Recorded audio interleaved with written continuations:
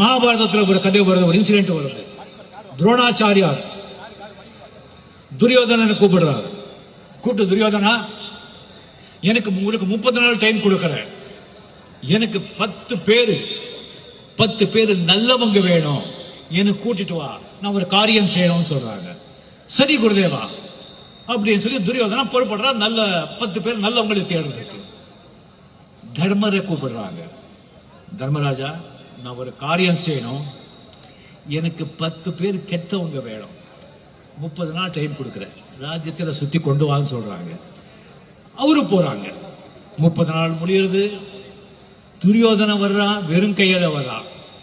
என்ன துரியோதன ஆச்சுன்னா, மன்னிச்சிருங்க குருதேவா, நான் உன் ராஜ்யம் எல்லாம் தேடினேன், ஒருத்தன் கூட நல்லவன் கிடைக்கல, ஏதாவது ஒரு கெட்ட குணம் இருக்கு, அது என்ன காரியம் சொல்லுங்க, அதை நானே பண்ணி முடிச்சிடுறேன் சொல்றாங்க.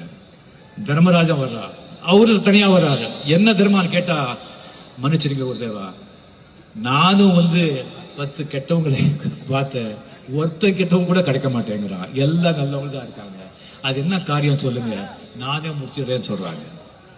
இதுல என்ன தெரியுதுன்னு சொன்னா, துரியோதன கெட்டவன், கெட்ட குணம் உள்ளவன். அதனால்தான் கெட்டவங்களையே தேடுறான். அவனை பார்க்கிறவங்க எல்லாம் கெட்ட குணங்களே கண்ணுக்கு தெரியுது. தர்மன் நல்லவன், அவன் பார்க்கும்போது தர்மம் நல்ல குணங்களே தெரியுது, கெட்ட குணங்கள் தெரியல. அதே மாதிரி நீங்க முதல்ல நல்லவங்களாய் இருந்தால் உங்களுக்கு நல்ல குணங்கள் இருக்கிற நண்பர்களே கண்ணுக்கு தெரியுவாங்க, அவங்க கூட நீங்க ஃப்ரெண்ட்ஷிப் பண்ணுவீங்க, உங்க வாழ்க்கை ரொம்ப நல்லா இருக்கும்.